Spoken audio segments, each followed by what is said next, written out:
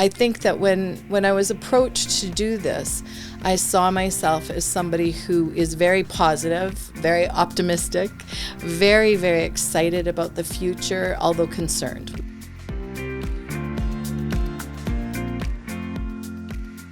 This episode of Bring Back the Porch, brought to you by Bernie Leahy, River Street Realty. Let's get you home.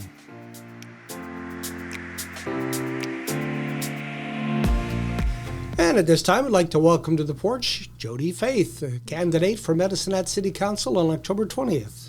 Welcome. Thank you so much for allowing me to be here. You have run an interesting campaign. Your campaign is a little different than others. What is it based on? That's an interesting way to start. I am an interesting person. I know that I am. I'm a little different than a lot of people. I had a group, an individual who actually approached me after having been part of a meeting asking if I would run, if I would accept the nomination. So I think even right there, that's an interesting start because it wasn't on my list of things to do. My husband and I moved back to medicinehat area about 4.5 years ago. I came to care for my mom. She was palliative, and it was middle of COVID. It was a really tough time. I had been running a drug-free living house in Saskatoon, and I really believe in the need for recovery and transitional housing. But my husband and I had just made a decision we were going to put our money where our mouth was. And so moving to medicinehat wasn't actually on my list at that time. And caring for my mom and being able to be there for my family and whatnot was a beautiful thing during that time. And we ended up buying my mom and dad's house. My dad wanted to move out. And so here I am in medicinehat 4 years later, wondering what am I going to do when I grow up? You know, I had a couple summer jobs, and my husband and I have been blessed. We've had a home in Arizona through the many years he played baseball at a really high level, and so we had a place down there.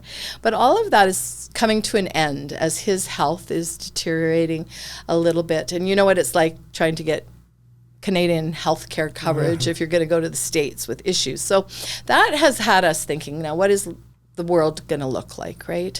And I think that when I was approached to do this, I saw myself as somebody who is very positive, very optimistic, very, very excited about the future, although concerned. We've got 21 grandkids under the age of 25. We have 7 kids and all their significant others, and we've watched what's happened with the world. Our oldest grandson actually recently moved to Florida. And guess what? They're probably going to be able to buy houses and do all sorts of wonderful things down there that they just can't do in the economy in Canada. So I think those are the things that have powered this decision in lots of ways. So it sounds like your campaign is based on a social conscience.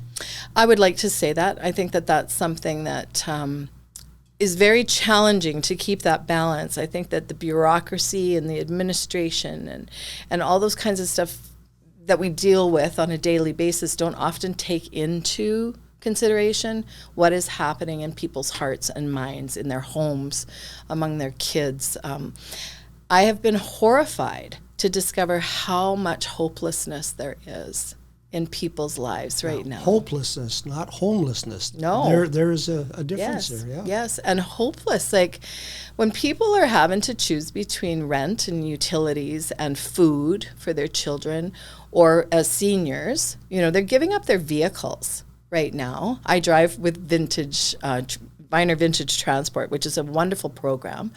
But I'm sitting beside people that have just had to give up a car because they literally can't afford the cost of a vehicle on a monthly basis, because they're not only trying to make sure that they have food and those kinds of things, but I met a lady who was telling me she cuts her pills in half. So she's getting twice as much, you know, for that dollar that she's spending on her medication. And I mean, we actually have supports in Alberta for things like medication, especially for seniors and whatnot, but it's still just the cost of the dispensing fee was something she had to save, had to work on. And so, you know, obviously people are cutting their medication in half. That's not good. right?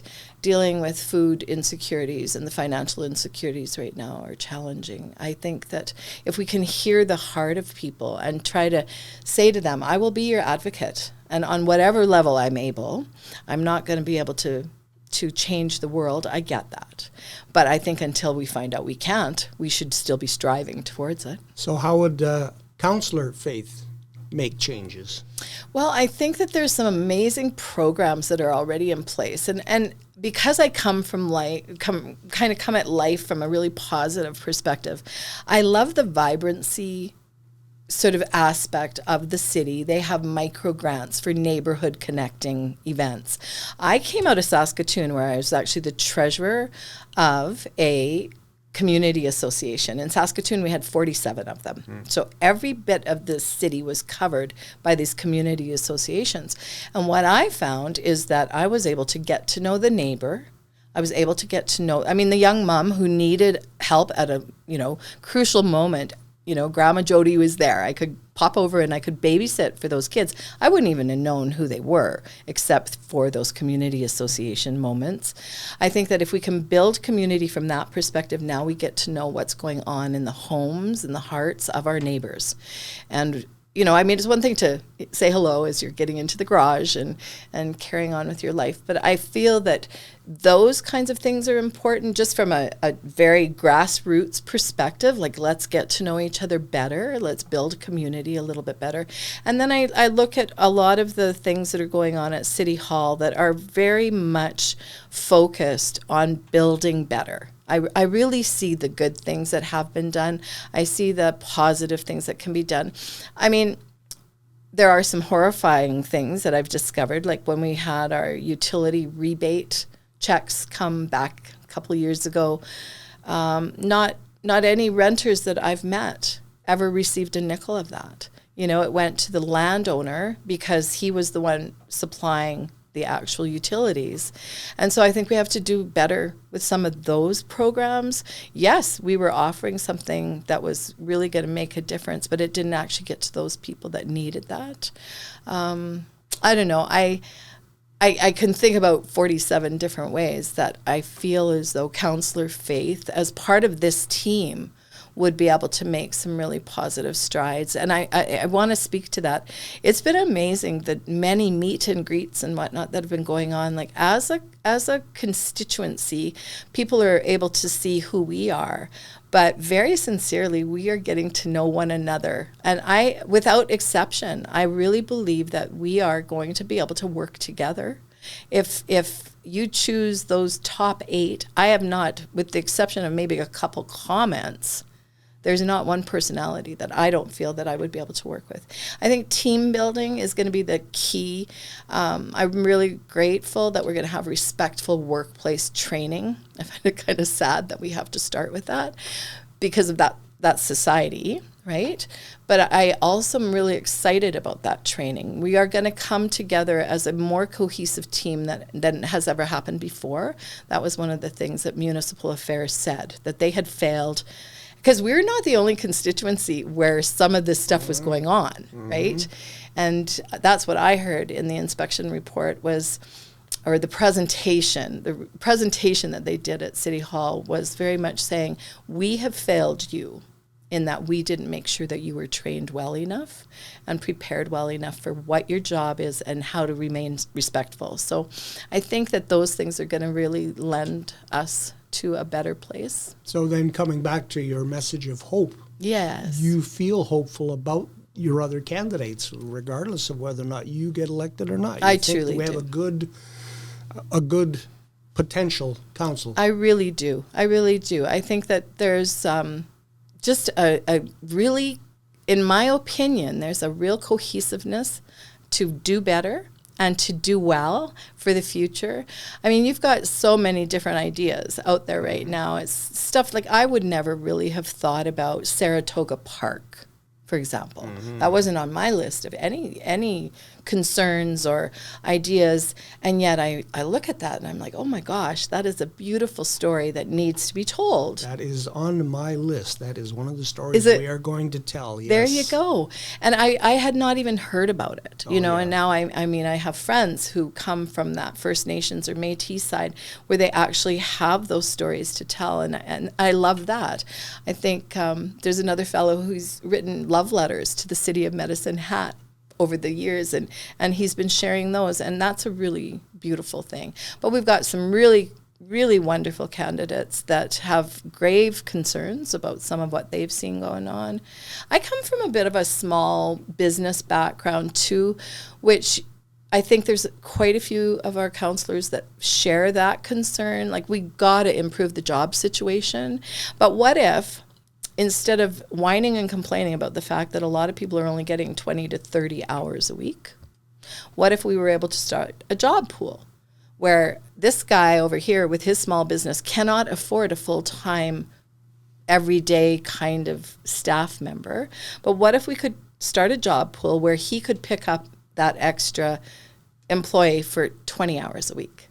Mm-hmm. And so now all of a sudden the person who's only been working at 30 hours a week has the opportunity to work for another 20 hours a week. And now life is going to change because we know that income in is the only way to help with expenses out, right? Yeah. How does a city of Medicine Hat pay for something like that?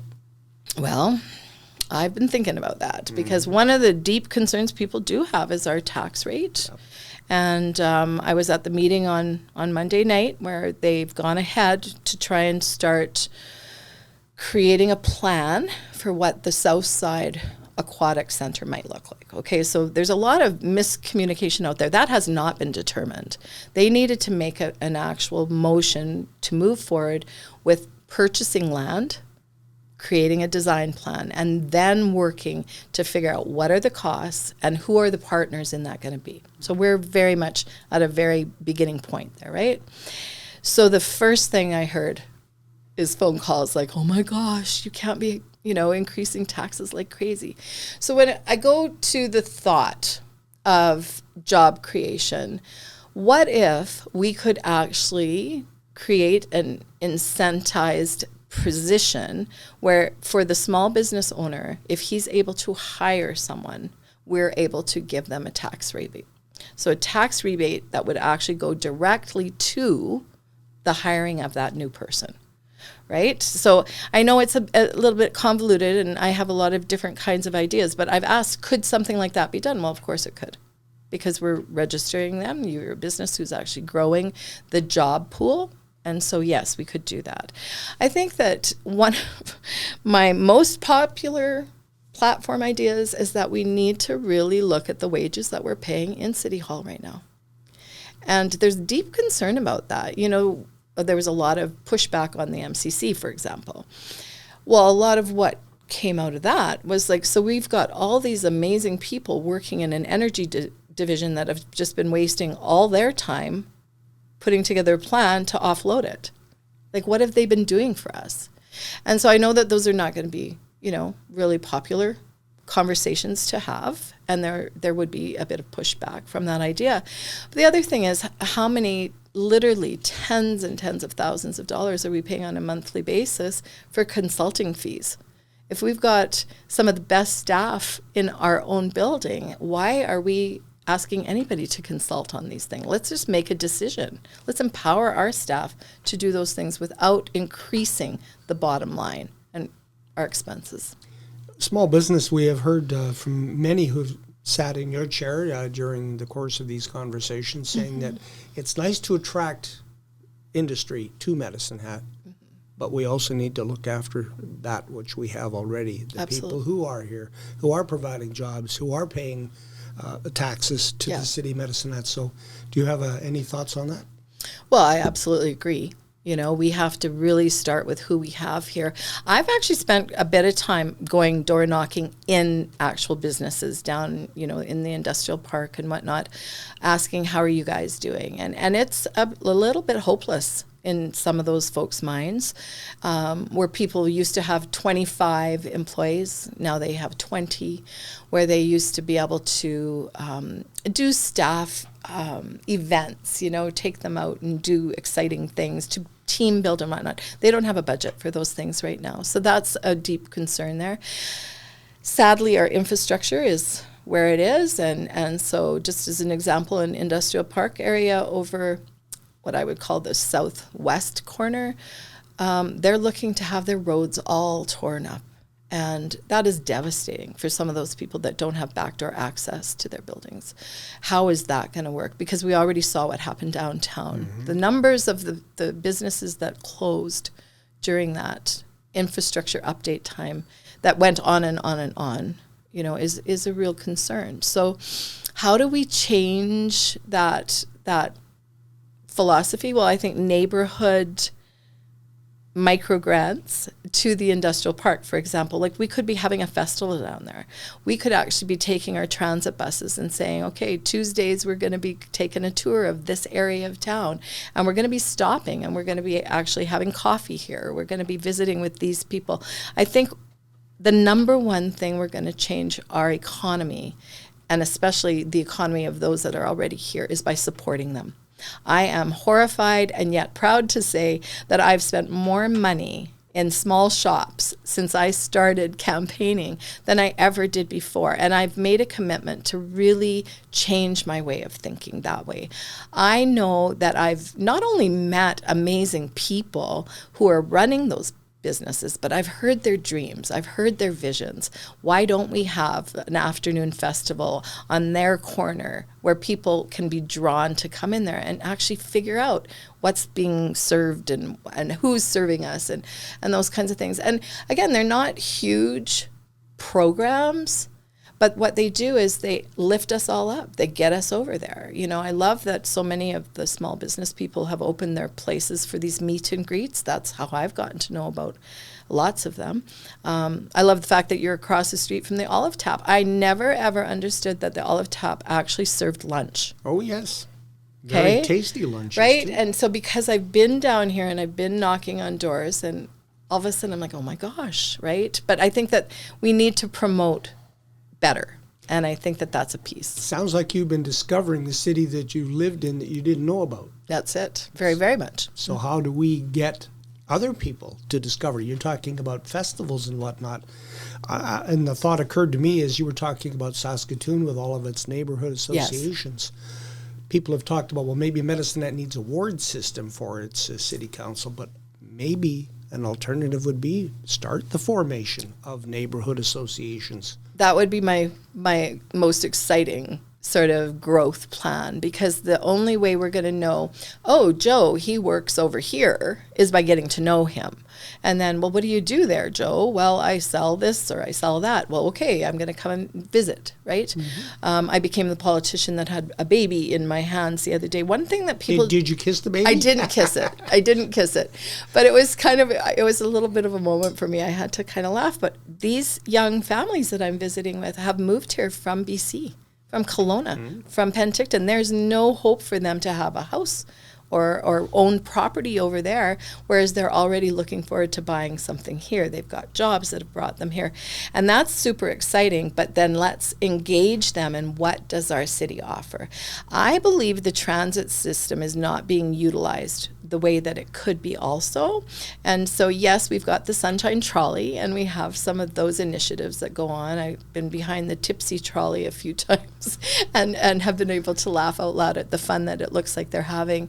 But we could use the transit system that way too, where we would say on Tuesdays we're going to do this part of the city, and then it's a hop on, hop off, right? We get to actually get up there, take a look, what's happening, how to support these people. So I think the neighborhood association philosophy works as long as you have 2 or 3 stakeholders in that area that are interested. It doesn't take a whole lot more than that, right? And I think that what's cool about it, now in Saskatoon it's a little bit different because that's where the recreation funding is really handled, which is something we could all be doing, obviously, right? I think that we've got an amazing communication team at the city of medicinehat. I've been really, really impressed I love the fact that I learned that there was 3,500 homes that were canvassed through postcards or otherwise for the 13th Avenue South Aquatic Center. Because there's a bit of a rumor out there, well, nobody asked my opinion. It's like, well, actually, they were trying really hard to ask opinion. And I think that same communication arm could work to create some of this awareness. And community association, if you look now, we've got back to school, we're going to move into the Christmas season, we've got the winter season. I love some of the ideas that are being purported to be really super important, like keeping that hockey arena going. Well, let's have a party at the hockey arena, right? Let's all come together there and have a celebration. It doesn't always have to be at this bigger place or that. Let's really come alongside those communities and try and do things. And then that's where you're going to have the local people sign up to be part of that community association. Almost like small town where the recreation center is the center of the community. Absolutely. Where people congregate. Sometimes it's a school, but yeah, that sense of a small town community in a bigger city. Yeah, and I think that what it does also, aside from getting to know your neighbor better, it actually puts value into that area of town, right? There's some people that have never been off of the Southeast Hill. They've lived their whole life up there, but there's other people that have no idea that there's those benefits. I think of the realtors that are trying to sell houses, and I know that that's a tough market in some ways right now. That was one of the things people were talking about, how their expenses are changing because they have to renew a mortgage at this interest rate, and very concerning. I mean, and that's concerning for everybody, whether they're older or younger. But to be able to sort of say, what else do we need in this area? Right? So if we're gonna thrive here, I mean, we certainly don't want to see our pool gone. So then let's start an advocacy group to keep our pool. Right? We kind of look to the city sometimes to say, oh, they need to do this and they need to do this. Well, I would like to empower the citizens to say, this is what we need.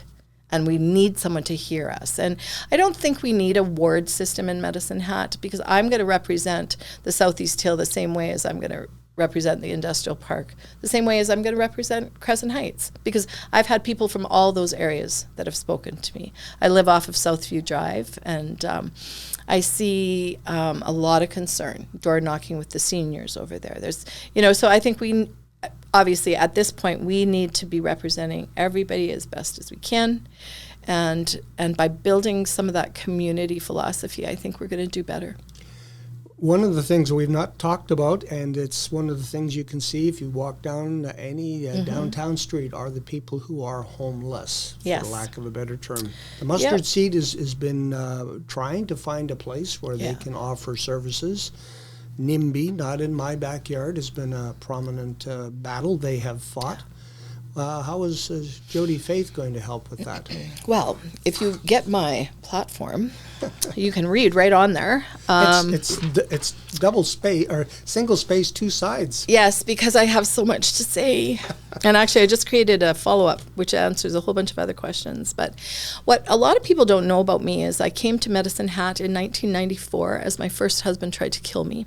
He had had a psychotic break because of marijuana. And a lot of people will say, well, that's a lie. And I'm going to say to them, this is our truth. This is our family. And then unbeknownst to me, he was also encouraging my youngest son, our youngest son, to do drugs with him. So Caleb started using marijuana at 14. He gave him cocaine at 16 and crack at 17. So my youngest son is 40 years old today and has battled for over 20 years with significant alcohol and drug issues. So coming from that baseline in our own home, we actually have been in 5 North with a psychotic break where Dr. Boodoo actually at the time said, this is not mental illness. This is marijuana-induced psychosis. Get off the marijuana, you're going to be fine. And at that point, my son literally cried, because it was like, I've just thought I'm a mental health wreck. And sure enough, he got clean, he got sober, and his mental health was amazing. Okay? So this is the truth. So one of the things that we did and why we went to Saskatoon is Caleb himself had been through recovery and he had failed. So he'd been through everything's tickety-boo, life is perfect, and now he's falling off the wagon. The last time that it really became apparent was during COVID, because all the groups that he would have had for support were gone. They weren't allowed to gather. And he just phoned in and he said, I'm going to fall off the wagon. I'm not doing well. I can't be alone all the time. And that's what we see, is we see community. If you look at the unhomed population, you always see some of them congregating. It doesn't matter where they are, they're going to congregate. I loved the idea of getting them up to the northeast or northwest part of town there, because I've watched it happen. They don't need to be downtown. There's no services that they're really getting downtown right now. People like Geraldine who are going to them and taking them food. That's what's happening now, right? The food services are mostly being delivered to them, for example. If you put them on a bus, and this is what Calgary did, and I've watched this, and it works so well. There were buses that had security on them, and that's where the individual who needed to get to a shelter, or just out of the cold, if we want to talk about that sad reality that's upon us, they just get on that bus. And that bus loops to the shelter. But you know what was happening? My daughter's working at a shelter and detox center. So it starts out as a shelter. So now they're safe, but that shelter, there was no requirement for them to ever leave. Well, guess what happens? Now they're actually in a safe environment. They're relaxing. They're starting to hear from their nurse every day. You know, there is space in the detox. And those individuals that started out coming in strictly for shelter ended up moving into detox. I ended up helping facilitate just getting some clothing to a guy who was coming out of detox. They let him stay there as long as he needed until they found him a recovery spot in Medicinehat. So Jasmine had called and said, Mom, can you take him some clothes? Because he's leaving without clothes, right?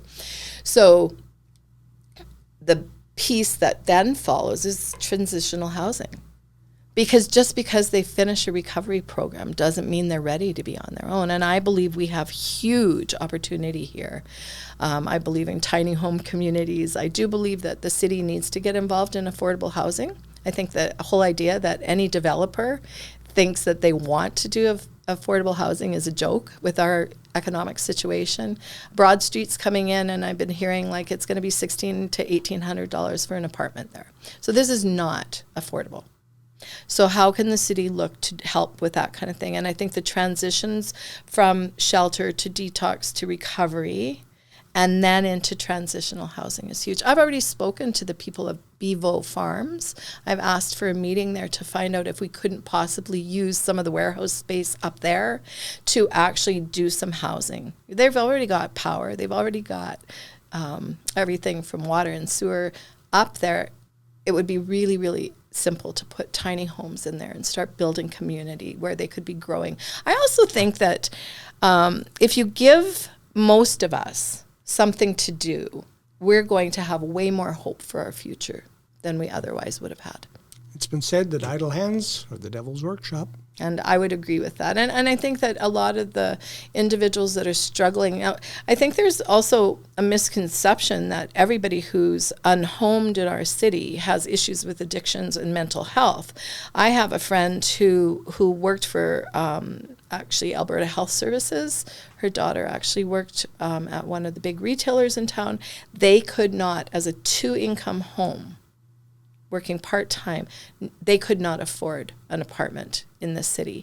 So they ended up buying an RV, not understanding what that cost was going to be, right? And then all of a sudden they had to buy the propane tank. And then it was just a gong show. The joke she always said is, well, at least, if this doesn't work out, I'll be able to live in my car. And then her car was repossessed.